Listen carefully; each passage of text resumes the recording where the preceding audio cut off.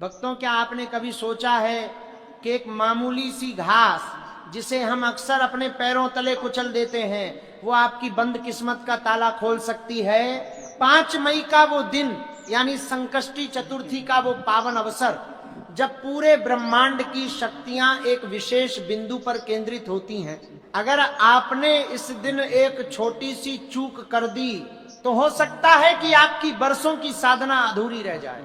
लेकिन वही दूसरी तरफ, अगर आपने दूर्वा का वो गुप्त उपाय कर लिया जो आज मैं आपको इस वीडियो में बताने वाला हूं, तो यकीन मानिए आपके घर से दरिद्रता का नामो निशान मिट जाएगा। इस वीडियो को एक पल के लिए भी छोड़कर मत जाना, क्योंकि इसके बीच में मैं एक ऐसी गुप्त बात बताऊंगा जिसके बिना ये पूरा उपाय अधूरा रह जाता है।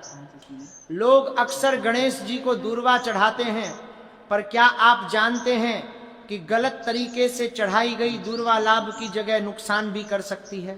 आज हम उस रहस्य से पर्दा उठाएंगे जिसे सदियों से गुप्त रखा गया है और जिसे जानकर आप अपने जीवन की हर बाधा को जड़ से खत्म कर सकते हैं। संकष्टी चतुर्थी का अर्थ ही है संकट को हरने वाली चतुर्थी, मगर हर चतुर्थी एक जैसी नहीं होती। 5 मई की ये तिथि बेहद खास है, क्योंकि इस दिन ग्रहों की स्थिति कुछ ऐसी बन रही है जो सदियों में एक बार आती है। भगवान गणेश को विघ्नहर्ता कहा जाता है, लेकिन उन्हें खुश करने का सबसे सरल और सबसे शक्तिशाली तरीका है दूर्वा। क्या आपको पता है कि गणेश जी को दूर्वा इतनी प्रिय क्यों है? इसके पीछे एक बहुत ही प्राचीन और रहस्यमयी कथा छिपी है।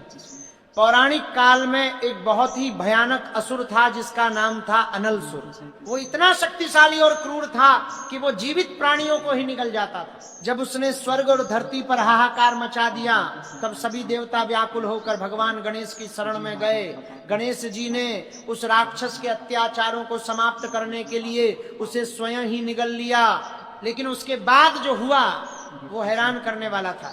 अन्नसुर को निगलने के बाद गणेश जी के पेट में भयंकर जलन होने लगी। उनका पूरा शरीर आग की तरह तपने लगा।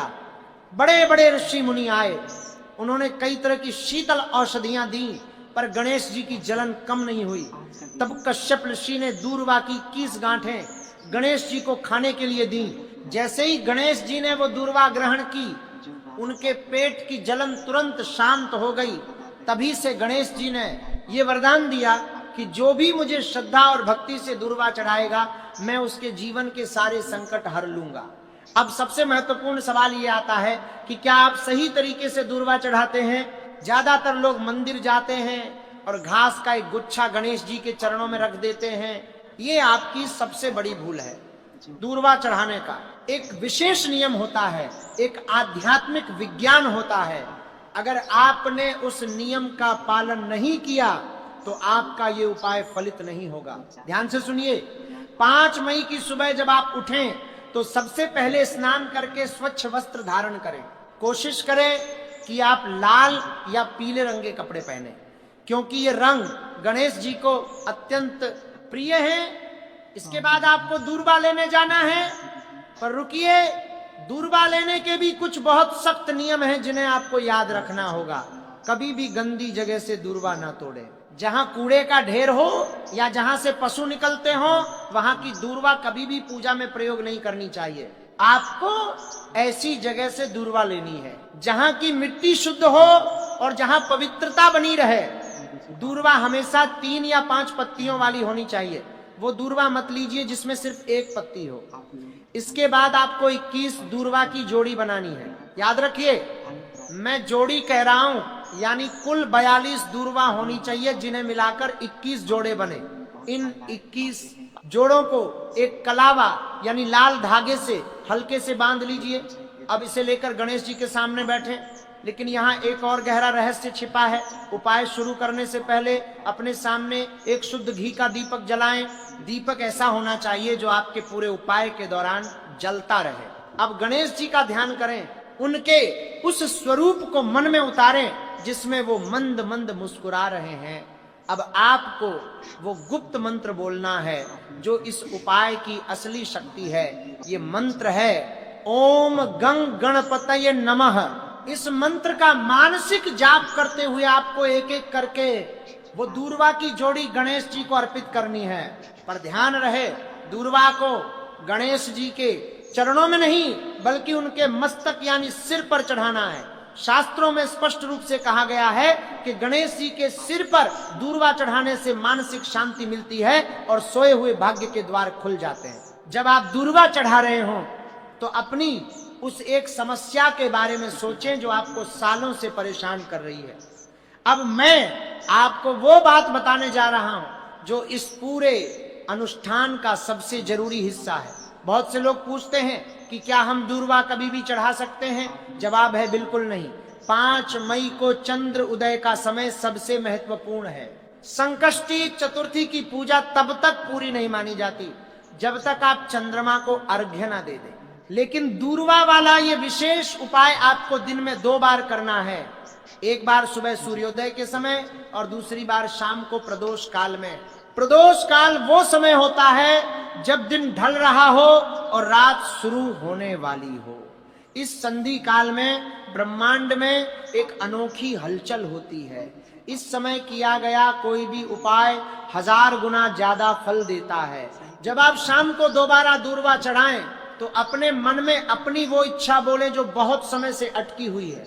चाहे वो भारी कर्ज से मुक्ति हो, नौकरी की समस्या हो या घर में हर समय हो रहा कलह हो। गणेश जी से सीधा संवाद करें, उन्हें अपना मित्र माने, अपना पिता माने। लेकिन याद रखिए, एक ऐसी गलती है जो अक्सर लोग करते हैं और फिर शिकायत करते हैं कि उनकी मनोकामना पूरी नहीं हुई। वो गलती है अटूट विश्वास की कमी। अगर आप इस उपाय को सिर्फ आजमाने के लिए कर रहे हैं तो मेरी सलाह है कि आप इसे ना करें। ईश्वर कोई प्रयोगशाला नहीं है जहां आप प्रयोग कर सकें। आपका विश्वास ही वो ऊर्जा है जो इस मामूली सी घास को एक दिव्य शक्ति में बदल देती है। जब आप दूर्वा चढ़ाएं तो ये महसूस करें कि गणेश जी साक्षात वहां विराजमान हैं और वो आपके हर दुख को अपने अंदर सोख रहे हैं। जैसे उन्होंने अनल सुर की जलन को शांत किया था, वैसे ही वो आपके जीवन की तपिश और परेशानियों को भी शांत कर देंगे। इस प्रक्रिया में जल्दबाजी बिल्कुल ना करें। एक एक शब्द और एक एक भावना का महत्व है। अब एक बहुत ही गुप्त बात सुनिए जो आपको शायद ही कोई बताएगा। बहुत कम लोग जानते हैं कि दूर्वा चढ़ाने के अगले दिन उस दूर्वा का क्या करना चाहिए। 6 मई की सुबह जब आप अपनी नित्य पूजा करें तो उन दूर्वा को गणेश जी के पास से सादर उठा लीजिए। इन 21 जोड़ों में से 2 जोड़ी दूर्वा लेकर एक छोटे से लाल कपड़े में बांध लीजिए। इसे अपने घर की तिजोरी में या उस जगह रखें जहां आप धन रखते हैं। बाकी बची हुई दूर्वा को किसी गमले में या किसी पवित्र पेड़ के नीचे डाल दीजिए। उसे कभी भी कचरे में ना फेंकें। वो लाल कपड़े में बंधी दूर्वा आपके लिए एक धन के आकर्षण का केंद्र बन जाएगी। ये कोई जादू टोना नहीं है, ये प्राण ऊर्जा का विज्ञान है। दूर्वा में वो प्राकृतिक गुण होता है कि वो सकारात्मक तरंगों को अपने अंदर लंबे समय तक संचित रख सकती है। जब आप उसे अपने पास रखते हैं तो वो आपके आसपास की नकारात्मकता को खत्म करने लगती है। मैंने अपने जीवन में ऐसे कई उदाहरण देखे जहां लोग बड़ी बड़ी पूजा सामग्री और महंगे अनुष्ठानों के पीछे भागते हैं। लोग लाखों रुपए खर्च कर देते हैं पर फल नहीं मिलता। इसका कारण यह है कि असली भक्ति उन चीजों में बसी है जो प्रकृति ने हमें बिना किसी कीमत के दी हैं। दूर्वा उन्हीं में से एक है। ये हमें सिखाती है कि भगवान को पाने के लिए अमीर होना जरूर नहीं है, बस आपका हृदय शुद्ध होना चाहिए।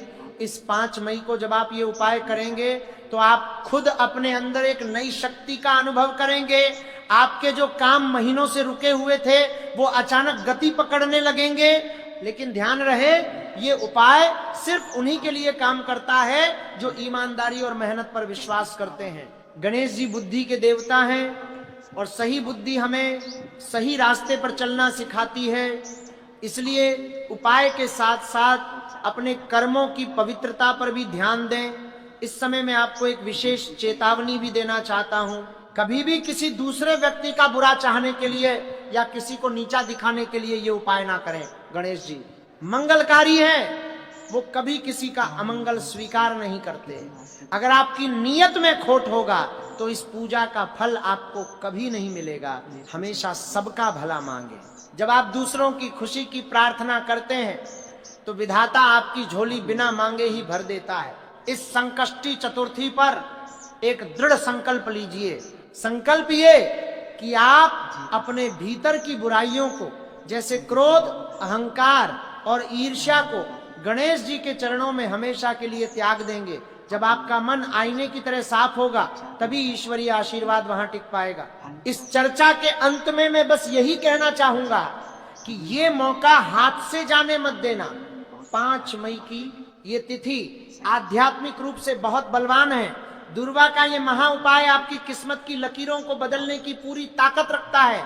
मैंने अपनी आंखों से देखा है कि कैसे लोगों की बिखरी हुई जिंदगी इस छोटे से अनुष्ठान से फिर से संवर गई है। किसी को बहुत पुराने कर्ज से मुक्ति मिली तो किसी का बीमार शरीर धीरे धीरे स्वस्थ होने लगा।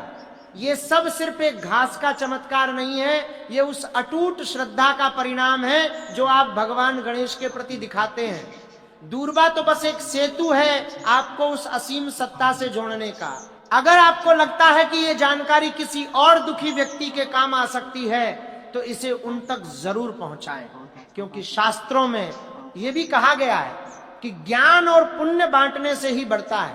हो सकता है कि आपकी एक छोटी सी कोशिश किसी निराश व्यक्ति के जीवन में आशा का नया दीपक जला दे।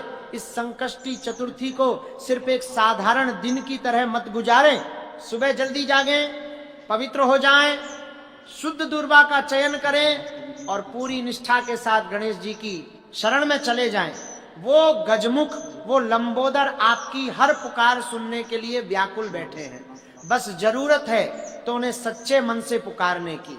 याद रखिए, हर साल कई चतुर्थियां आती हैं और चली जाती हैं, पर 5 मई की ये विशेष खगोलीय स्थिति फिर लौटकर नहीं आएगी। इस दिन का हर एक पल कीमती है। अपनी आंखें बंद करके गणेश जी के स्वरूप का ध्यान करते हुए जब आप वो 21 दुर्वा अर्पित करेंगे तो महसूस कीजिएगा कि आपके चारों तरफ एक सुरक्षा कवच बन रहा है। आपका घर खुशियों की सुगंध से भरने वाला है। आपके मार्ग की सारी रुकावटें खुद ब खुद हट जाएंगी। गणेश जी की अपार कृपा से आपका पूरा जीवन मंगलमय हो, इसी कामना के साथ मैं अपनी बात को विराम देता हूं। हमेशा याद रखें कि जहां गहरा विश्वास होता है चमत्कार भी वही होते हैं। गणपति बप्पा मोरया, मंगल मूर्ति मोरया, इस मंत्र की गूंज अपने घर के हर कोने में भर दीजिए और देखिए कैसे सुख समृद्धि आपके दरवाजे पर दस्तक देती है। एक एक निर्देश जो मैंने बताया है उसका सावधानी से पालन कीजिएगा। दूरबा की वो हर एक पत्ती आपके उज्जवल भविष्य का नया अध्याय लिखने वाली है। आप इस यात्रा में अकेले नहीं हैं। भगवान गणेश का आशीर्वाद सदैव आपके साथ है। बस अपनी श्रद्धा डगमगाने मत देना, आपका कल्याण निश्चित है।